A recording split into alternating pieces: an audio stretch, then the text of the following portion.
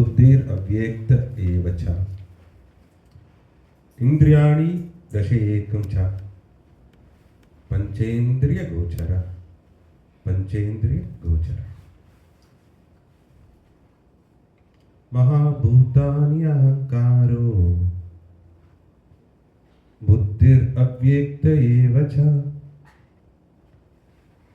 इंद्रियाणि दशेकं च पंचेन्द्रिय गोचर प्रेम स्वरूप அன்பின் வடிவங்களே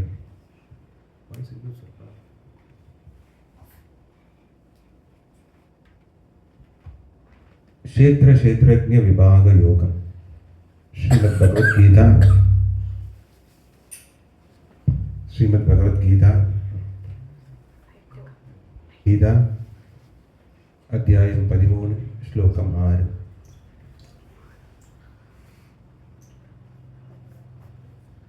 களம் மற்றும் களத்தை அறிந்தவரை வேறுபடுத்துவதன் மூலம் யோகம்.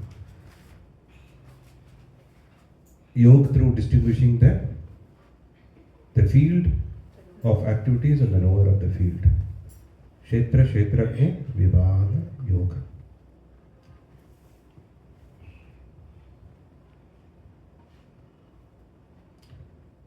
கிருஷ்ண உணர்வு களம் மற்றும் களத்தை அறிந்தவரை வேறுபடுத்துவதன் மூலம் எவ்வாறு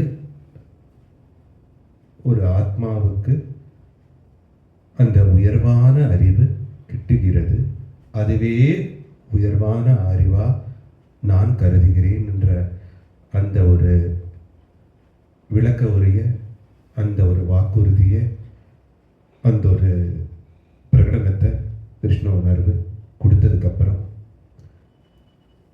இந்த களத்தை எவ்வாறு இந்த களம் இயங்குகிறது. களம்ங்க இன்னைக்கு களம்னு சொல்லக்கூடியது இது என்னது? உடல். செயல்பாடுகளின் களமாக இருக்கக்கூடிய இந்த உடல் எவ்வாறு இயங்குகிறது, இந்த களத்தை எந்த கூறுகள் இயக்குகின்றன, எவ்வாறு அது செயலில் ஈடுபடுகின்றது, எவ்வாறு அந்த செயல்கள் உணர்வு பூர்வமாக அது நடக்கின்றதுங்கிற அந்த விளக்க உரைய இந்த களத்தை அற்புதமாக 24 கூறுகளால் விளக்கக்கூடிய ஒரு அற்புத வச்சனம் தான் இந்த வச்சனம். இன்னும் சொல்ல போனோம்னா ஒரு வச்சனத்துக்கு ஒரு ஸ்லோகத்துக்கு பெரிய விளக்க உரை கொடுக்கலான்னா அது ஸ்ரீமத் பகவத்கீதையிலே இந்த ஸ்லோகத்துக்கு தான். அப்படின்னா ரொம்ப நேரம் பேசணும்னு அர்த்தம்.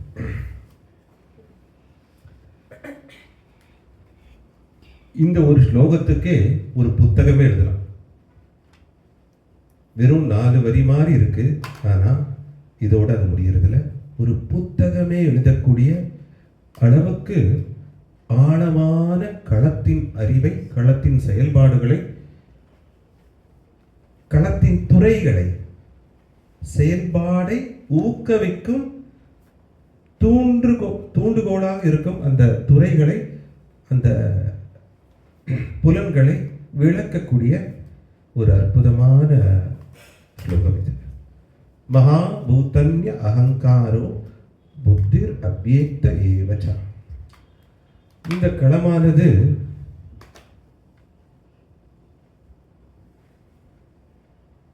ஐந்து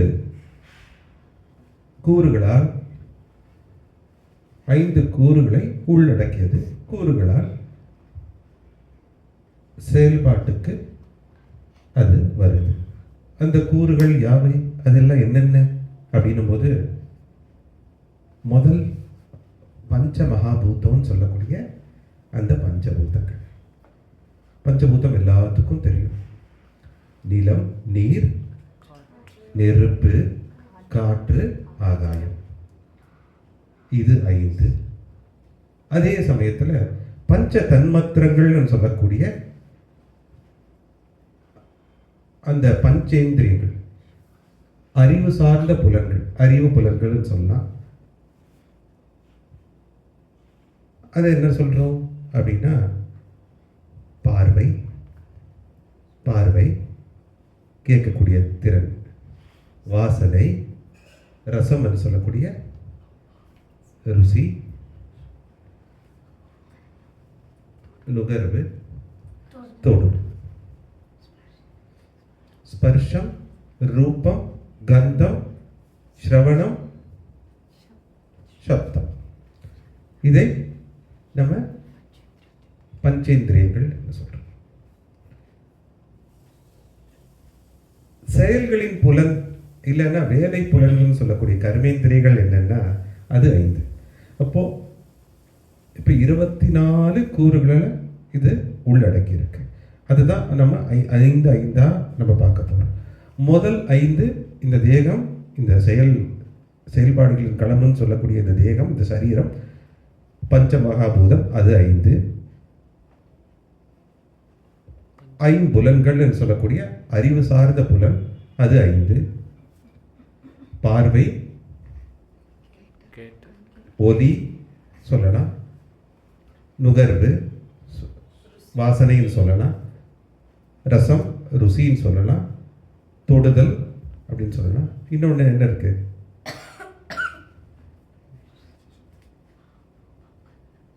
பேசுறது, சரியா? வாக்குன்னு சொல்லலாம். செயல் புலன், அதாவது வேலை புலன் சொல்லக்கூடிய கர்மேந்திரியங்கள் 5. அது என்ன அப்படின்னா, அதில் வாக்கு வருது முதல்ல.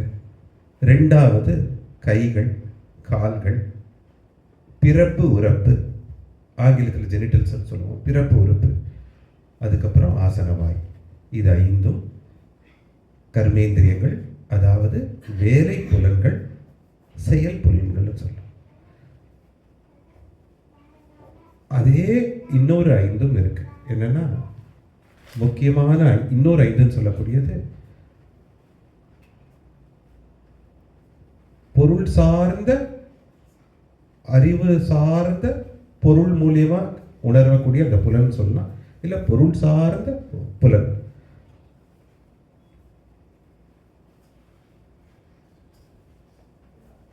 சென்ஸ் ஆப்ஜெக்ட்ஸ்னு ஆங்கிலத்தில் சொல்லலாம். அதாவது இந்த ஐம்புலன் மூலியமா எந்த இடத்துல அந்த புலன் அது ஈடுபாடுல இருக்கும், தூண்டக்கூடிய அந்த விஷயத்தை நம்ம பொருள் சார்ந்த புலன் சொல்றோம். அங்க என்ன வருது?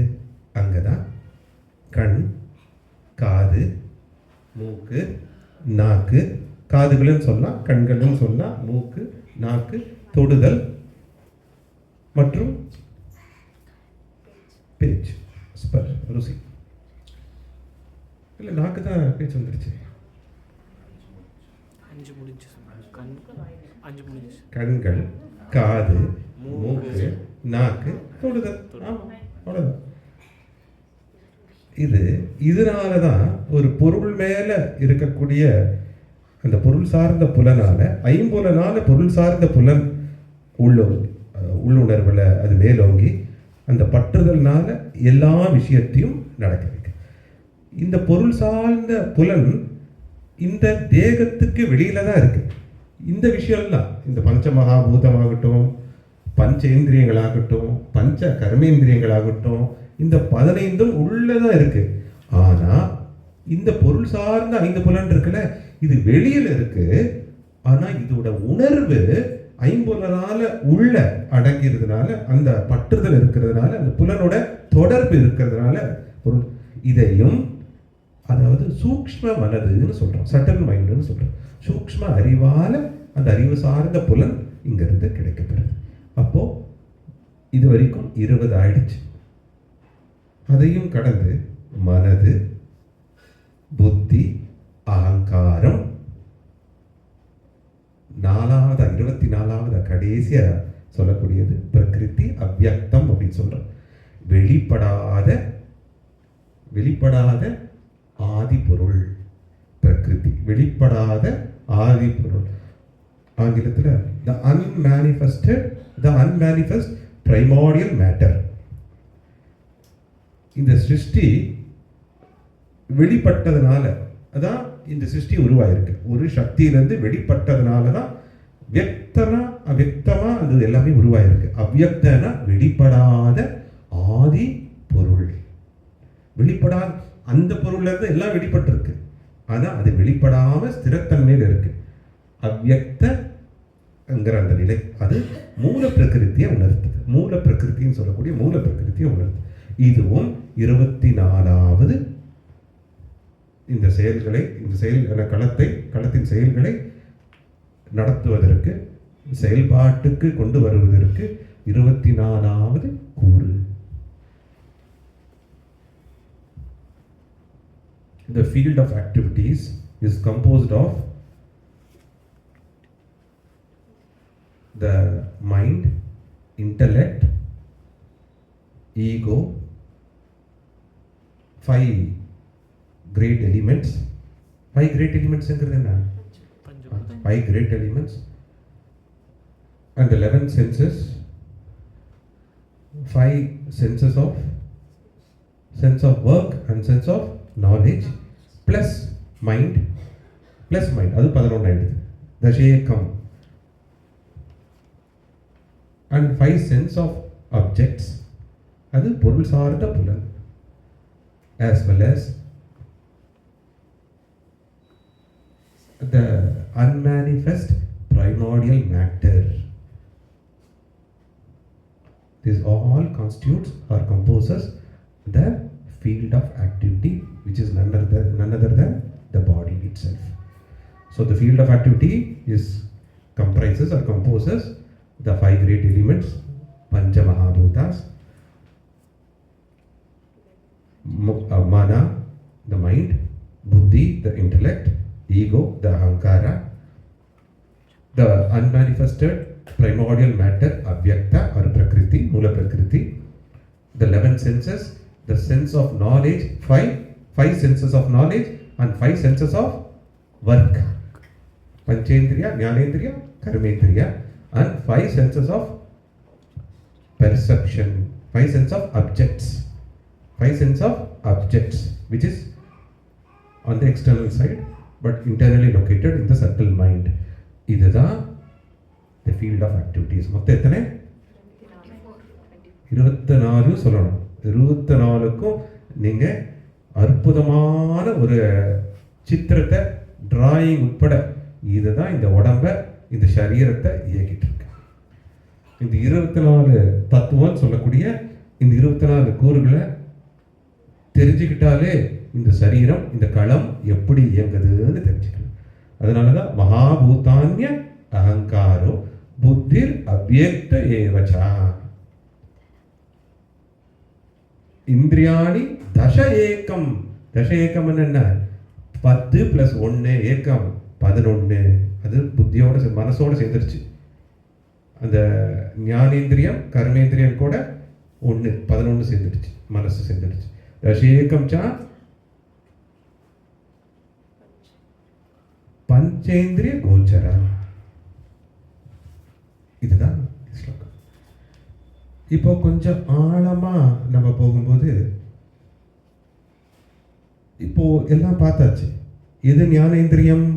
அதாவது அறிவு சார்ந்த புலன்களை ஞானேந்திரியம் என்று சொல்றோம். செயல் சார்ந்த புலன்களை, அதாவது வேலை புலன்களை, அது கர்மேந்திரியம்னு சொல்றோம்.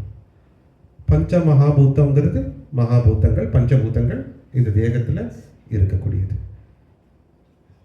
பொருள் சார்ந்த புலனுங்கிறது இந்த பஞ்சேந்திரிய மூலியமா பொருளை வெளியில இருக்கிற வெளிப்பாடுல இருக்கக்கூடிய அந்த பொருள் மேல இருக்கக்கூடிய அந்த பட்டுதல ஆப்ஜெக்ட்னு சொல்லக்கூடிய அந்த பொருளோட புலன், பொருள் சார்ந்த அறிவுசார் புலன் அப்படின்னு சொல்றாங்க. அதை உணர்த்துறது.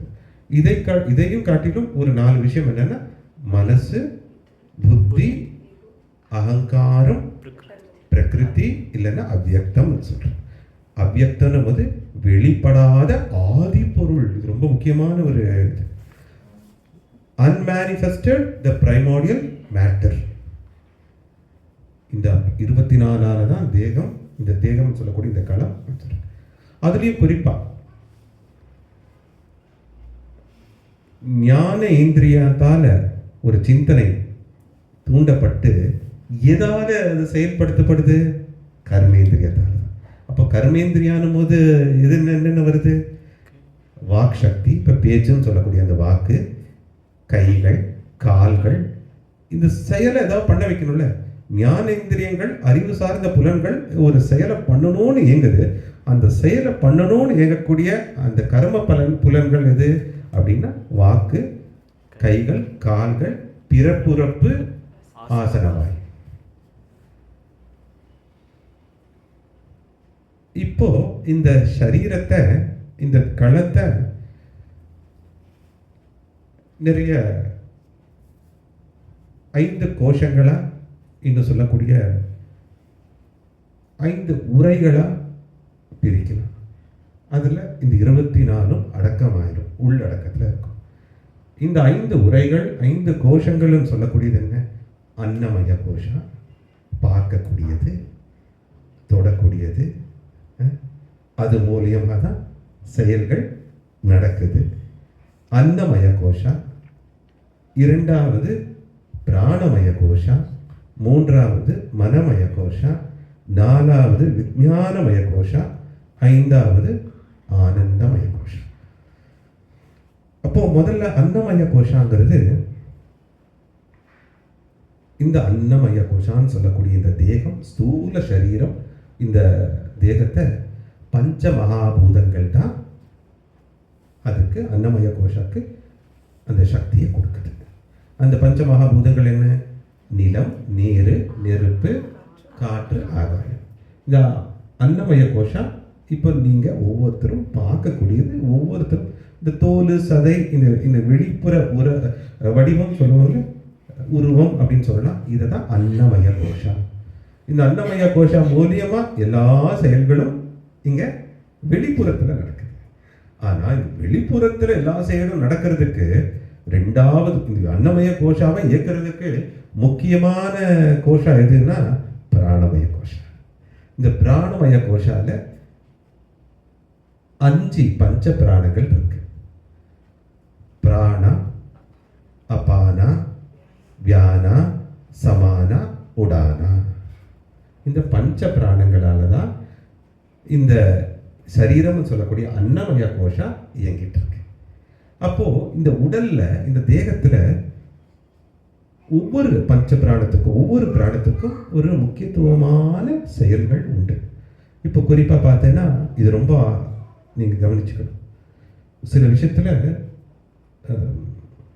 யோக நிலையில வரும்போது இந்த பஞ்ச பிராணங்களோட முக்கியத்துவம் தான் உங்களோட சரீரத்தை விஞ்ஞானமய கோஷத்துக்கும் ஆனந்தமய கோஷத்துக்கும் எடுத்துட்டு போகிறதுக்கு, அந்த நிலையில் இருக்கிறதுக்கு பஞ்ச பிராணங்கள் ரொம்ப முக்கியமான ஒரு கருவிகளாக இருக்கு.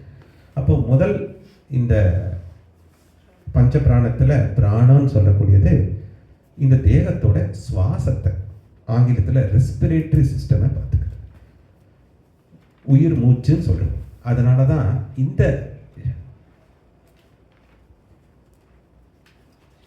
அன்னமய கோஷாவை பாடி ஷீத்னு சொல்றோம். தி பிசிக்கல் ஷீத் இல்லை பாடி ஷீத். பிராணமய கோஷாவை த லைஃப் ஏர் ஷீத். தமிழ்ல உயிர் காற்று உரை. ஷீத்னா உரை, ஒரு உரை. ஷீத்னா ஷீட், ஷீத் தான் ஷீட். இந்த 5 உரைகளை இந்த தேகம் உள்ளடக்கி இருக்கு. உயிர் காற்று உரையில பஞ்ச பிராணங்கள் இருக்கு பிராணமய கோஷம். அதுல முதல் பிராணமா இருக்கக்கூடிய பிராணா, அதோட செயல்பாடு என்ன அப்படின்னா இந்த தேகத்தோட சுவாசத்தை, உள் சுவாசம், வெளிப்புற சுவாசம், இன்ஹேல் எக்ஸேல், மூச்சு உள்வாங்கி வெளியே ஓடுறதுக்கு இந்த தேகத்தை இது பிராணத்தோட வைக்கிறதுக்கு ரொம்ப முக்கியமான ஒரு செயல்பாடை அது செய்யுது. 2வது அபானா, இந்த உடல் உபாதைகளை வெளியேற்றுறதுக்கு அது எக்ஸ்கிரீட்டரி சிஸ்டம். அது அபானா முக்கியமாக இருக்குது. ஏன்னா அது சாப்பிட்டதெல்லாம் உள்ளே தங்கிடக்கூடாது. அந்த உடல் உபாதைகள் எல்லாத்தையும் வெளியே எடுத்துறதுல முக்கியமான ஒரு பங்கு இந்த 2வது பஞ்ச பிராணமாக இருக்கக்கூடிய அபானாக்கு இருக்கு. 3வது வியானா. வியானா வந்து இந்த உடலை ரொம்ப எப்போவுமே சுறுசுறுப்பாகவும் இல்லை பதுமைப்படுத்தி வைக்கிறதுல இது முக்கியமான ஒரு பங்கெடுக்குது. இதில் என்ன ஆங்கிலத்தில் சொல்லணும்னா இந்த preserving the body. This prana, this life air preserves the body. இப்போது சரீரத்திலேருந்து இந்த பிராணம் போயிடுச்சுன்னா அந்த சரீரம் பழுதடைஞ்சிடும்.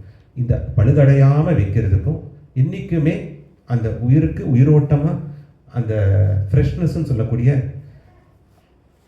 அந்த தன்மையை கொடுக்கறதுக்கும் முக்கியமாக 3வது பிராணா வியானா அது உறுதுணையாக இருக்குது, அதோட செயல்பாடில் இருக்குது. 4வது பிராணான்னு சொல்லக்கூடிய சமானா, உடல் உஷ்ணத்துக்கு உடல் வெப்பநிலையை அப்பப்போ அதிகப்படுத்துறதுக்கும் சமநிலையில் வைக்கிறதுக்கும் முக்கியமான காரணமாக இருக்குது. இப்போ உடல் உஷ்ணத்துக்கும் அந்த உடல் வெப்பத்தை எப்போவுமே அது வச்சாதான் உடல் இயங்கும். சப்ததாத்து இல்லை ஜீரணம் இதெல்லாம் நடக்கும். இதுக்கு முக்கியமான ஒரு 4வது பஞ்சபிராணம் சமானா. 5வது பஞ்சபிராணம் உடானா. இந்த உடானா அப்போ 4வது பஞ்சபிராண சமானா என்ன இருக்கு அப்படின்னா, it maintenance the heat in the body. It maintains the heat and the temperature in the body அப்படின்னு சொல்லலாம். கடைசி பஞ்சபிராணாவாக இருக்கக்கூடிய Udhna, it maintains the buoyancy of the body. அப்படின்னா மிதக்கும் நிலையை எப்போவுமே வச்சிருக்கும். பயோன்சின்னா ஒரு உடல் எப்படி மிதந்துட்டு இருக்கும். இப்போ கடலில் இருக்கும்போது ஒரு மிதக்கக்கூடிய ஒரு காற்று உணர்வை, உயிர் காற்றை இந்த 5வது பிராணான்னு சொல்லக்கூடிய உடான கொடுக்குது. மிதக்கக்கூடிய நிலை என்னன்னா, அப்போ மிதக்கக்கூடிய நிலை என்னன்னா சித்தி யோகத்தில் அப்படியே பறக்கிறாங்க, மிதக்கிறாங்க அப்படின்னும் போது இந்த ஒரு பஞ்சபிராணம் தான் ரொம்ப அதுக்கு முக்கியத்துவம் கொடுக்குது. இந்த உடலை ஒரு மயில் இறகும் போல ஒன்றுமே இல்லாமல் ஆக்குறதுக்கும் அந்த பாரம் இல்லாத நிலையில் அது ஆக்குறதுக்கும் இந்த பஞ்சபிராணா உயர் சித்தியில் இது முக்கியமாக இருக்குது. இதனால தான் இங்கே ஒரு விதத்தில் பேலன்ஸும் இருக்குது. Buoyancy of the body is taken care by. அது பயோன்சிக்கு அந்த தமிழில் என்னென்னா அந்த மிதக்கும் நிலை, மிதப்புன்னு சொல்லுவோம். அது உடான 5வது பிராணம். இது 2வது கோஷமாக இருக்கக்கூடிய உயிர்காற்று உரைன்னு சொல்லக்கூடிய பிராணமய கோஷம். The sheet of life air, the life air sheath அப்படின்னு சொல்லலாம். வைட்டல் ஏர் ஷீத், இது 2வது கோஷம். அப்போ முதல் கோஷத்தில் நான் உங்களுக்கு நினைவூட்டுறேன், I want to remind you. முதல் கோஷம் அன்னமய கோஷா, 5 கிரேட் எலிமெண்ட்ஸ், பஞ்ச மகாபூதத்தால் அது இயக்கப்படுது. 2வது பிராணமயா கோஷா, இந்த உயிர் காற்று உரை பஞ்ச பிராணங்களால், அந்த பஞ்ச பிராணன் ஒவ்வொரு பிராணத்துக்கும் என்ன செயல்பாடு, அதோட ஃபங்க்ஷன் என்ன அப்படின்னு நான் சொல்லிட்டேன், விளக்கியாச்சு. கொஞ்சம் இன்னும் ஆழமாக கூட இன்னொரு கிளாஸில் நம்ம அதை பார்த்துப்போம், இன்னொரு இதில் பார்ப்போம். இது பிராணமய கோஷம். 3வது மனமய கோஷம், மன உரைன்னு சொல்லலாம். இந்த மென்டல் ஷீத், வைட்டல் ஏர் ஷீத் முடிச்சதுக்கப்புறம் பிராணமய கோஷம் முடிச்சதுக்கப்புறம் மனமய கோஷா. இங்கே செயல் புலன் அப்படின்னு சொல்லக்கூடிய கர்ம புலன்கள், கர்மேந்திரங்களுக்கு இந்த கோஷாவை இயக்குது. மனசில் ஏதோ ஒரு எண்ணங்கள் தோன்றுறது, அந்த மனம் மூலியமாக மனம் கூட்டுதல், மைண்ட் பிளஸ் என்னது கர்மேந்திரியங்கள், அதாவது வேலை புலன்கள், செயல் புலன்கள், வேலை செய்யக்கூடிய புலன்கள் என்னென்ன, வாக்கு, கைகள், கால்கள், பிறப்புறுப்பு, ஆசனம். இந்த 5ஐயும் கூட்டுதல் மனதோட. அப்போ மொத்தம் எத்தனை விஷயம் இயக்குது? 6. ஏன்னா இதெல்லாம் கூட்டும்போது 24 வரணும். அதுக்காக இவ்வளோ சார் இங்கே ஒரு கணக்கும் இருக்கு. சரீரத்தோட கோஷங்களோட 24 தத்துவம் கூறுகளை தான் நம்ம இன்னைக்கு பார்த்துட்டு இருக்கோம். அப்போ பிராணமய கோஷம் முடிஞ்சதுக்கப்புறம் மனமய கோஷால மனம், மனசு, மனம் கூட்டல் mind plus the working organs. Working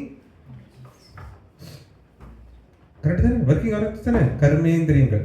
எது? கைகள், கால்கள், வாக்கு, பிறப்புறுப்பு, ஆசனம். இது மூலியமாக தான் மனமய கோஷம். அப்போ மனமய கோஷங்கிறது ஒரு விதத்தில் சூக்ஷ்மமானது தான். மனசில் உதயமாகக்கூடிய எண்ணங்களால் இந்த இந்த உறுப்புகள் எல்லாம் இயங்குது. இது 3வது கோஷம், மனமய கோஷம். மன உரை அப்படின்னு சொல்லுது. கோஷங்களுக்கு உரை, ஷீட், இந்த மென்டல் ஷீட். 4வது கோஷம் விஞ்ஞானமய கோஷம். இது நிறைய பேர் இது தேகத்துக்குள்ள தான் இருக்குன்றாங்க, இது தேகத்தை வெளியில கொஞ்சம் மேலே இருக்குன்றாங்க. ஆனால் உண்மை சொல்லணும்னா தேகத்துக்கு வெளியில கொஞ்சம் மேலே தான் அது இருக்கு. விஞ்ஞானமயம், ஞானமயம், விஞ்ஞானமயம். இதுல முக்கியமான ஒரு விஷயம் சேருது. என்னன்னா, எப்படி கர்மேந்திரியங்கள் மனசை இயக்குதோ, அதை மனமய கோஷாவை இருக்குதோ, மனசு கூட்டுதல் கர்மேந்திரியங்கள் செயல் புலன்கள் இல்லைன்னா வேலை புலன்களால் இயக்கப்படுதோ, விஞ்ஞானமய கோஷா ஞான புலன்களால், அறிவு புலன்களாலேயும் அதே சமயத்தில் புத்தியாலும் இயக்கப்படுது. புத்தி தான் இங்கே முக்கியமான நிலை. நிறைய பேருக்கு இங்கே இருக்கிறவங்க எல்லாத்துக்கும் மனமய கோஷா வரைக்கும் அவங்களுக்கு தெரிஞ்சோ தெரியாமலையோ அவங்க எல்லாம் தெரியும். மனசில் ஒரு எண்ணம் வந்துச்சு, அதுக்கேற்ற மாதிரி நான் நடந்துட்டுருக்கேன். இந்த செயல், இந்த உடல் சார்ந்து தான் எல்லா செயலும் நடந்துட்டுருக்கு. இதுவே களம், இதுவே செயல்களின் களம் அப்படின்லாம் தெரியும். ஆனால் விஞ்ஞானமய கோஷாவில் தான் உண்மையா ஞானத்தின் வெளிப்பாடு, சுய கவனிப்பு, பகுப்பாய்வு, சுய பிரதிபலிப்பு எல்லாமே இங்கே தான் இருக்குது. உண்மையான ஆன்மீக அறிவு, எது நிரந்தரம், எது நிரந்தரம் இல்லாதது, எது நித்தியம், எது அனித்தியம், எது சத்தியம், எது அசத்தியம் அப்படிங்கிற அந்த பகுப்பாய்வு, சுய கவனிப்பும் சுய பிரதிபலிப்பும் இங்கே விஞ்ஞானமய கோஷால தான் அற்புதமாக. ஏன்னா விஞ்ஞானமய கோஷா மூலியமாக தான் அது மனமய கோஷாக்கு போய் பிராணமய கோஷா போய் இந்த அன்னமய கோஷா மூலியமாக செயலில் ஈடுபடுது. அப்போது இந்த கனெக்ஷன், இந்த தொடர்ச்சி, இந்த லிங்க், இந்த தொடர்பு இருக்கு. அப்போது விஞ்ஞானமய கோஷம் ரொம்ப முக்கியமான கோஷம். விஞ்ஞானமய கோஷம் சரியாக அது நடக்கலை, சரியான முறையில் நடக்கலை அந்த செயல்கள்னா, அது நடக்கிற வரைக்கும் அந்த அனுபவத்தை அந்த களம் அனுபவிக்க வேண்டியதாக இருக்கும். அந்த களம்ங்கிறது என்ன? உடம்பு. இதுதான் திரும்ப திரும்ப பிறக்கிறது இறக்கிறதுக்கு காரணமாக இருக்கு. விஞ்ஞானமய கோஷாவை எது இயக்குது அப்படின்னா ஐம்புலன்கள் மற்றும் புத்தி. புத்திங்கிறது என்ன? எண்ணங்களின் பகுப்பாய்வு செய்யக்கூடிய அந்த விஷயம், டிஸ்கிரிமினேட்டரி பவர், அதுதான் புத்தி. இந்த வேறுபடுத்துதல், அதுதான் புத்தி. இது நல்லதா இல்லையா, இது சரியானதா இல்லையா, இது சத்தியமா இல்லையா, அந்த விஷயம் சூக்ஷ்மமா நுண்ணறிவுல அந்த ரொம்ப நுணுக்கமா அது மனசுல புத்தி மூலியமா பதிவு. அது மூலியமா ஐம்புலன்கள் கட்டுப்பாட்டுக்கு எடுத்துட்டு வரலாம். இல்லைன்னா கட்டுக்கடங்காம இந்த உலகத்தை இந்த களம் மூலியமா அறியாமையில் அனுபவிக்கலாம். அறியாமையில் அனுபவிக்கும் போது அறிந்தே அந்த துக்கத்தையும் அனுபவிக்கக்கூடிய அந்த கட்டாயத்துக்கு இந்த களம் தள்ளப்படும். இதுதான் ரொம்ப முக்கியம். அப்போ இங்க சொல்லக்கூடிய அந்த பொருள் சார்ந்த புலன்கள், அந்த ஞானேந்திரியங்கள்ங்கிறது என்ன? கண், காது, மூக்கு, நாக்கு, தொடுதல், கூட்டுதல், புத்தி. மனமய கோஷால் என்ன பார்த்தோம்? மனசு, கூட்டுதல், கர்மேந்திரியங்கள். இங்க புத்தி, கூட்டுதல், கூட்டல்னு சொல்லணும். கூட்டல் சரி, கூட்டல் கூடல சங்கமதேவா எல்லாம் கூடல் தான். கூட்டல் ஐம்புலன்கள். அந்த ஐம்புலனோட பொருள் சார்ந்த புலனும் அடங்கியிருக்கு. அதோட வெளிப்பாடு தானே பொருள் சார்ந்த புலன். the sense objects of the sense. அது ரெண்டும் ஒவ்வொருத்தரை சார்ந்தது. ஆனால் நம்ம 24 தத்துவம் போது அந்த 5ஐயும் நம்ம கொண்டு வந்துடுறோம். இல்லைன்னா என்ன ஆகும்? 19 தான் இருக்கும். அந்த 5ஐயும் கொண்டு வரோம். இப்போ இந்த நிலையில இது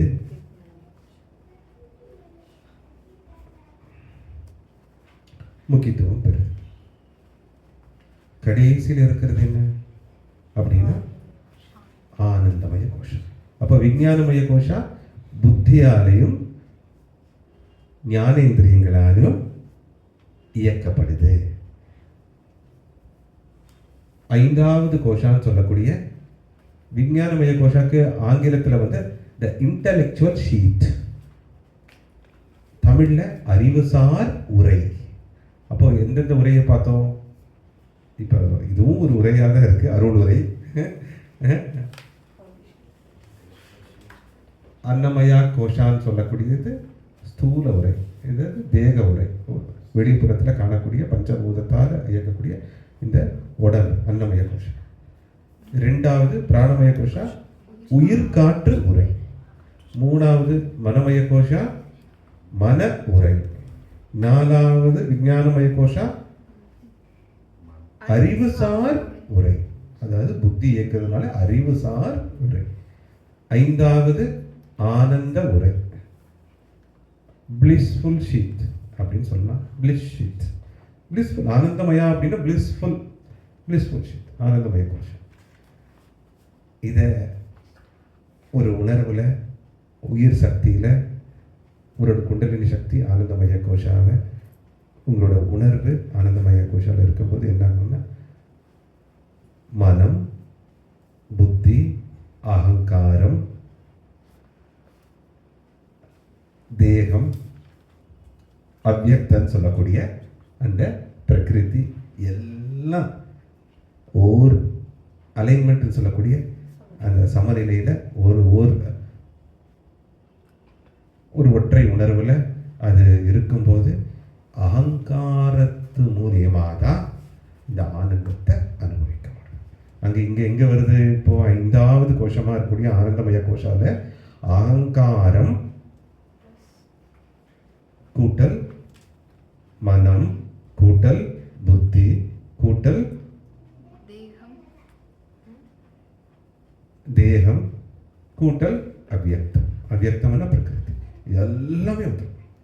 இங்கே ஞானேந்திரியமும் கர்மேந்திரியமும் வரதில்லை, பஞ்சமகாபூதமும் வரதில்லை. ஆனால் தேகத்துக்கு அன்னமய கோஷான்னு சொல்லக்கூடிய அதில் வரும்போது அப்போது இந்த ஆனந்தமய கோஷாவை எப்படி அனுபவிக்கணும்? ஆனந்தமய கோஷாவை விஞ்ஞானமய கோஷா மூலியமா, மனமய கோஷா மூலியமா, பிராணமய கோஷா மூலியமா, அன்னமய கோஷா மூலியமா தான் அனுபவிக்கணும். ஒரு ஆத்மா தனியாக இருக்கும் போது ஆனந்தம் இல்லை. அதுதான் இங்க இந்த அறிவு உணர்த்துது.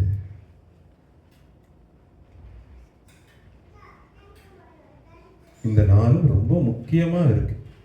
அகங்காரம் போது தப்பான அடையாளம். அந்த தப்பான அடையாளத்துல சரி பண்ணி புத்திய, பொருள் சார்ந்த புத்திய ஆன்மீக புத்திய மாற்றி மனசை நாசனம் பண்ணி தெய்வீக மனசால நிரப்பி அந்த புத்தி அகங்காரத்தோட பிரதிபலிப்பால, அதோட பக்குப்பாய்வால, அந்த பதிவால அகங்காரத்தை மாற்றி இந்த தேகத்து மூலியமா பிராணம் மூலியமா அந்த ஆனந்தத்தை அனுபவிக்கிறதே ஆனந்தமய கோஷம். ஆனந்தமய கோஷங்கிறது தனியாக இந்த உடம்பை விட்டுட்டு அனுபவிக்கிறது கிடையாது. இந்த உடம்போடவே தான் ஆனந்தமய கோஷம் அனுபவிக்கிறது. அப்போ ஆனந்தமய கோஷம் மேல்நிலையில் இருக்கு. இந்த பிளிஷி இதுக்காக தான் இவ்வளோ பிரிவு. ஆனந்தமய கோஷா மூலியமா இந்த அன்னமய கோஷாவை ஆனந்தமய கோஷாவை மாற்றணும். நிறைய பேருக்கு இது அன்னமய கோஷாவே இருக்கு. இந்த அன்னமய கோஷா கூட இந்த பிராணமய கோஷா இந்த மனமய கோஷாவால் தான் இயங்குதுன்ற அந்த அறிவு, அந்த புரிதல் நிறைய பேருக்கு இல்லை.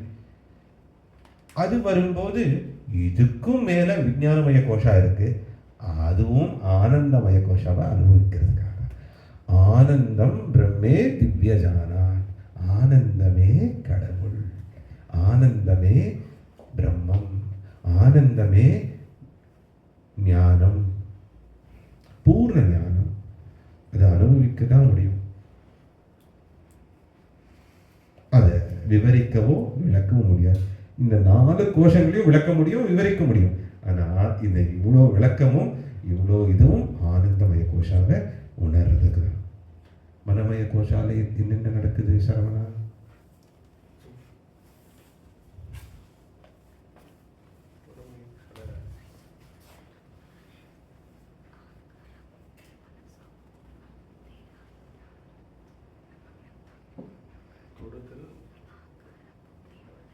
மனமய கோஷா எங்க தோட்டத்தில் வருது? அங்கே கர்ம புலன்கள், செயல் புலன்கள் தான் இருக்கு. விக்ரம் சொல்லு. கர்மேந்திரியமோ? விராஷினி சொல்லு.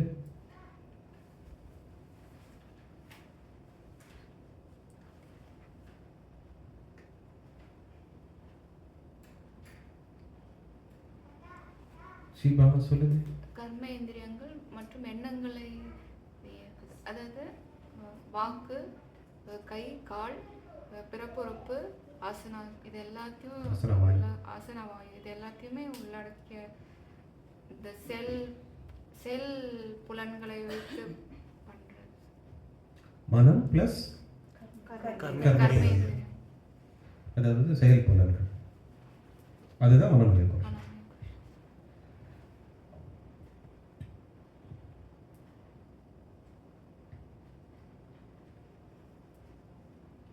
சமான பிராணவாயுவோட செயல்பாடு என்ன விமலம்மா? பஞ்ச பிராணங்களில் 4வது பிராணமாக இருக்கக்கூடிய சமான பிராணவாயுவோட செயல்பாடு என்ன?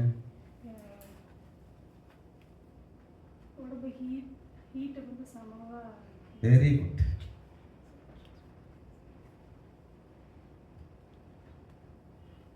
மூணாவது பிராணவாயு வியானாவோட செயல்பாடு என்ன தினேஷ்?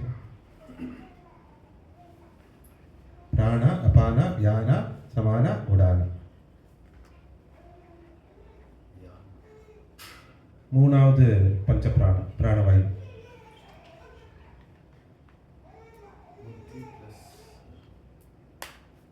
புத்தி எல்லாம் இல்லை, பிராணவாயு சொல்றேன். 2வது பிராணமய கோஷா. பஞ்ச பிராணங்களால பிராணமய கோஷா இருக்கு. ஒவ்வொரு பிராணத்துக்கும் ஒரு செயல்பாடு, ஒரு ஃபங்க்ஷன் சொல்லக்கூடிய ஒரு இம்பார்ட்டன்ட், அது அதோட வேலையை செய்யும். பஞ்ச பிராணங்களில் 3வது பிராணம வாயுவாக இருக்கக்கூடிய வியானா எந்த செயலை செய்யுது? பஞ்ச பிராணத்துக்கு தொடுறதுக்கு என்ன சொல்றது? பிரிசர்வ்ஸ், கெட்டு போகாம பதப்படுத்தும். 2வது பிராணவாயு உடல் உபாதைகளை வெளியேற்று. முதல் பிராணவாயு உள்வாங்கி வெளியிடுது. இன்ஹேல் எக்ஸேல், ஹம்சோ ஹம்சோ சோகம் சோகம். 5வது பிராணவாயு விராஷினி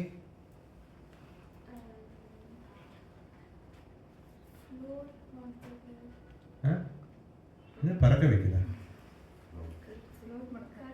ஃப்ளோட் பண்ணிருக்கு. It maintains the buoyancy of the body.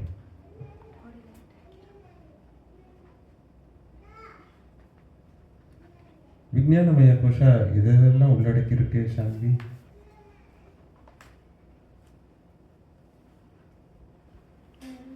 விஞ்ஞானமய கோஷம் எத்தனாவது கோஷம்?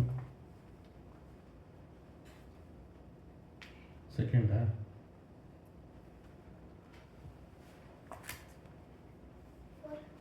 Very good. இப்போ சொல்லுங்க, நீ 4th என்னென்ன இருக்கு விஞ்ஞானமய கோஷம்? இதெல்லாம் ரெக்கார்ட் ஆகிடுது. அதனால கட் பண்ணி ನಮ್ಮ ಮಕ್ಕಳು ಈಸಿ ವೀತಿದ್ದಾರೆ ಎಲ್ಲರಿಗೂ சார்பாக இங்கே தோறிச்சிட்டேன். இதெல்லாம் கட் பண்ணி. 2வது சித்தம். சித்தம்னா செயல்களின் கூட்டு. மூணாவது புத்தி. நல்ல எண்ணங்களை நல்ல எண்ணமா கெட்ட எண்ணமான்னு அது செயல்படுத்தக்கூடிய விஷயம் புத்தி. அகங்காரம்ங்கிறது அடையாளப்படுத்தக்கூடிய தப்பான அடையாளம், அதுவே அகங்காரம், அதுவே ego. Ego, intellect, thought, mind. Collection of thoughts is mind. சித்தம் போது கலெக்ஷன் ஆஃப் தாட்ஸ்ன்னு சொல்லலாம். சித்தம் போது நீ வெளியில் நீங்கள் ஏதாவது ஐஸ்கிரீம் அப்படின்னு ஒரு தாட் வந்துச்சுன்னா ஐஸ்கிரீம் தெரியல உங்களுக்கு, அதுதான் சித்தம்னு சொல்கிறேன்.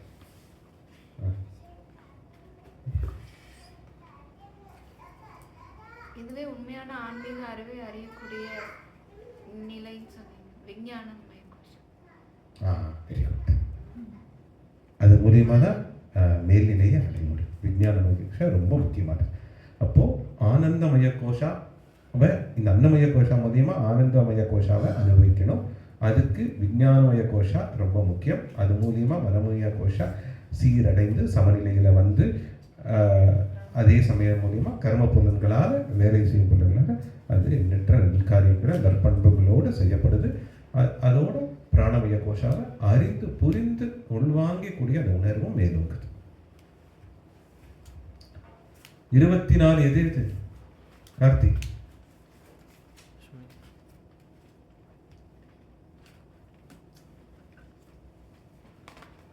ஐம்புலன்கள், பஞ்சமகாபூதங்கள். முதல்ல பஞ்சமபூதங்கள்.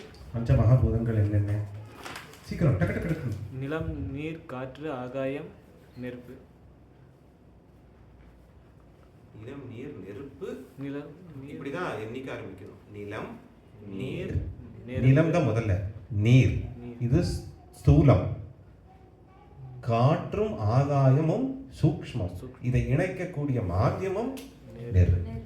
நிலம், நீர், நெருப்பு, காற்று, ஆகாயம். இது பஞ்சமகாபூதம். 5 கர்மேந்திரியங்கள். ஞானேந்திரியங்கள் அறிவு சார்ந்த புலன்கள். அறிவு சார்ந்த புலன்கள். புத்தி.